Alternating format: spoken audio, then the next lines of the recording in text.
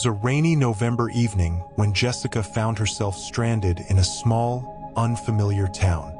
She had been driving for hours through winding roads, her GPS losing signal intermittently. Fatigue weighed heavily on her, and the persistent drizzle blurred her windshield, making it nearly impossible to see. Relief washed over her when she spotted a dimly lit sign for the Hollow Pines Inn. The inn was an old, two-story building, its weathered exterior barely visible under the glow of a flickering neon vacancy sign. It wasn't luxurious, but it was enough for a night's rest. Jessica parked her car, grabbed her duffel bag, and ran through the rain to the front desk. Inside, the inn had a peculiar charm. The faded floral wallpaper peeled at the edges, and the air smelled faintly of mildew, mixed with the scent of burning wood from a fireplace in the lobby. An elderly man with piercing blue eyes stood behind the counter. His smile was kind, but there was something unsettling about the way he kept glancing at the clock on the wall. "Welcome to Hollow Pines," he said, handing her the key to room 107. "It's just down the hall on the right. If you need anything, I'll be here." Jessica thanked him, took the key, and headed to her room. The hallway was eerily quiet, the only sound coming from the steady hum of a flickering light overhead. She unlocked the door and stepped inside. The room was modest. A single bed, a wooden desk, and a small TV that looked older than she was. The walls were painted a dull beige, adorned with a single framed painting of a foggy forest. Jessica dropped her bag on the floor, kicked off her shoes, and collapsed onto the bed. As the rain intensified outside, she let its rhythmic patter lull her to sleep. Hours later, Jessica awoke suddenly, her heart racing. At first, she wasn't sure what had startled her. The room was dark except for the faint glow of the street lamp outside, filtering through the curtains. She lay still, listening. Then she heard it, a faint whisper. "Jessica." Her name spoken softly but distinctly. She sat up, her pulse quickening. "Hello," she called out, her voice shaky. Silence. Jessica convinced herself she had been dreaming and lay back down. But just as she began to drift off, the whispering resumed. This time it was louder, and there were multiple voices. They spoke in hushed tones, overlapping, as if having a conversation just beyond her comprehension. "Who's there?" she demanded, her voice trembling. She reached for the bedside lamp, but it wouldn't turn on. The bulb flickered once before going out completely. Panic set in as the whispers grew louder, surrounding her. They seemed to be coming from the walls. Jessica pressed her ear against the nearest wall, trying to make sense of the words. To her horror, she heard her name again, followed by faint laughter, childlike, yet sinister. Grabbing her phone, Jessica turned on the flashlight and scanned the room. Nothing seemed out of place, but the whispers persisted. She called the front desk. "Hello? I think there's someone in the room next to mine," she said, her voice shaking. "I can hear them talking through the wall." The old man's response was chilling. "Ma'am, the rooms on either side of yours are empty." Jessica froze. "That's not possible. I can hear them. I'm telling you, no one's there," he insisted, his tone firm. "Try to get some rest." Before she could respond, the line went dead. Jessica's fear escalated as the whispers turned into murmurs, then frantic, incoherent ramblings. They were no longer confined to the walls but seemed to fill the entire room. The air grew cold, and she could see her breath misting in front of her. Her flashlight began to flicker. Desperate, she threw on her shoes, grabbed her bag, and ran for the door. But as she turned the handle, it wouldn't budge.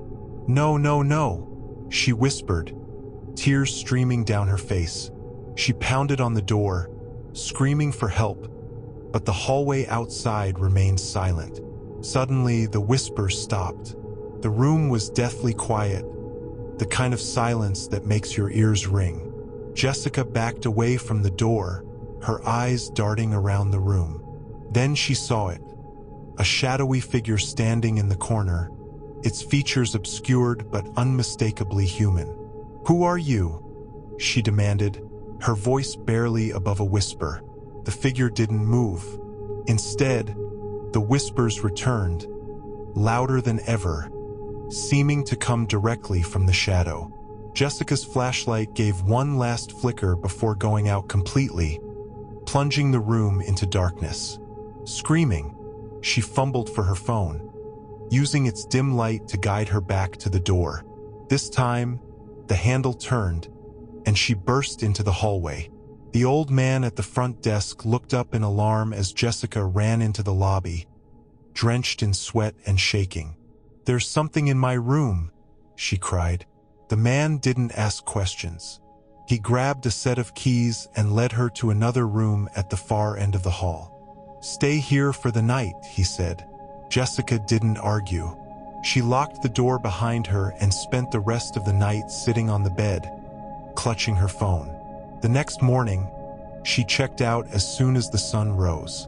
The old man didn't say much, but as she turned to leave, he muttered, "You're not the first, you know." Jessica never looked back. To this day, she refuses to stay in small, isolated hotels.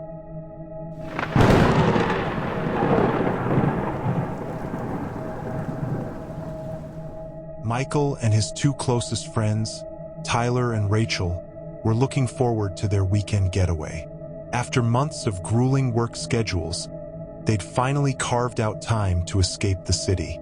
Tyler had found a budget-friendly Airbnb listing, a secluded motel just outside a quaint rural town. The listing promised cozy rooms, scenic views, and the kind of peace they all desperately needed. When they arrived late Friday evening, the motel seemed more run down than the photos had suggested.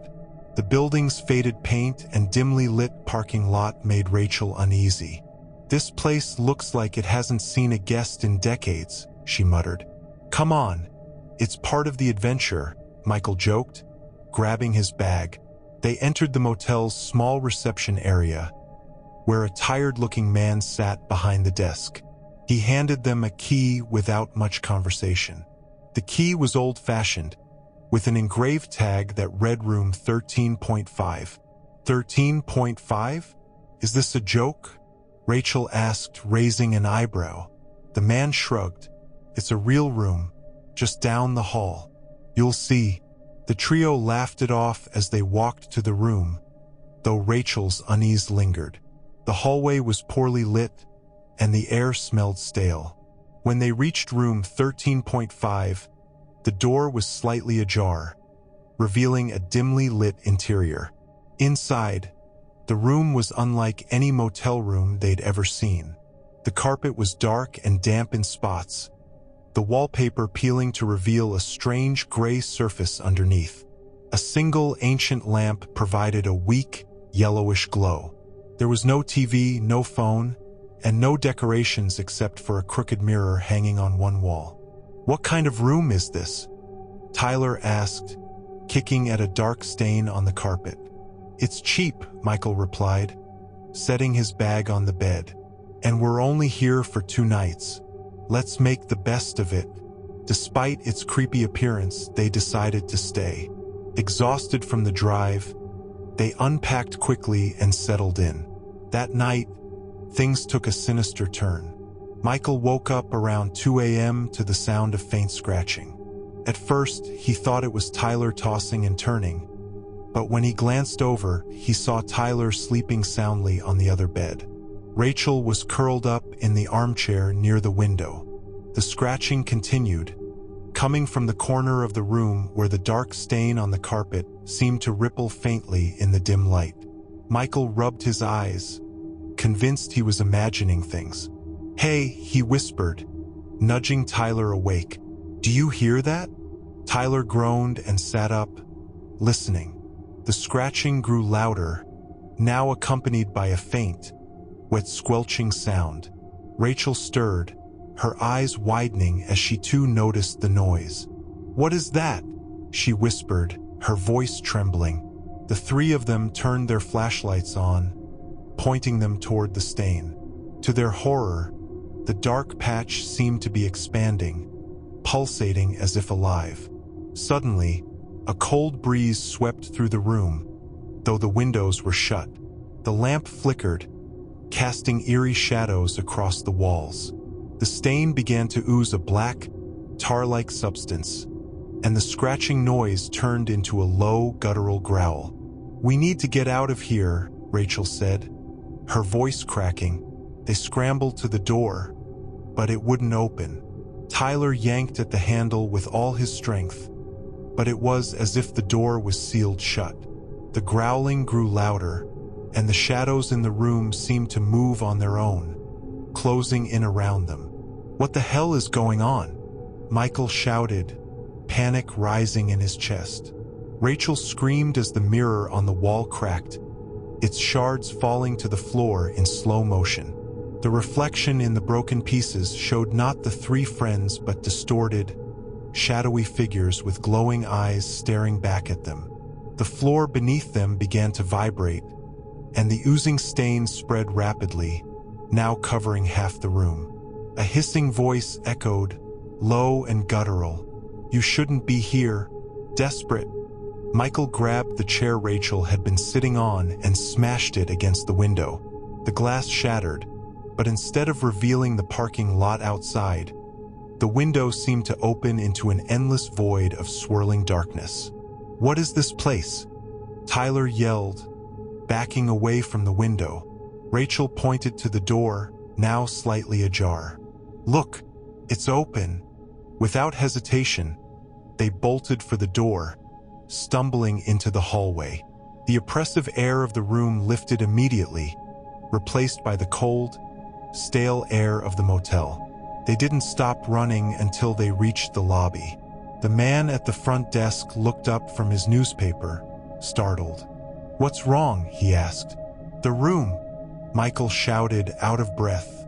"Something's wrong with room 13.5. The man's expression darkened. "That room hasn't been rented out in years." Tyler shook his head. "What are you talking about? You gave us the key." The man stared at them, then reached into a drawer and pulled out a stack of keys. Sure enough, the key to room 13.5 was sitting there, untouched and dusty. "You must be mistaken," he said flatly. The friends didn't wait for an explanation. They ran to their car and drove off into the night, leaving their belongings behind. To this day, they don't know what happened in that room. When they checked the Airbnb listing later, it had vanished, as if it had never existed. Michael swears he can still hear the faint scratching sound in the dead of night, and Rachel refuses to talk about the incident at all. The only thing they know for sure is that they'll never stay at a secluded motel again.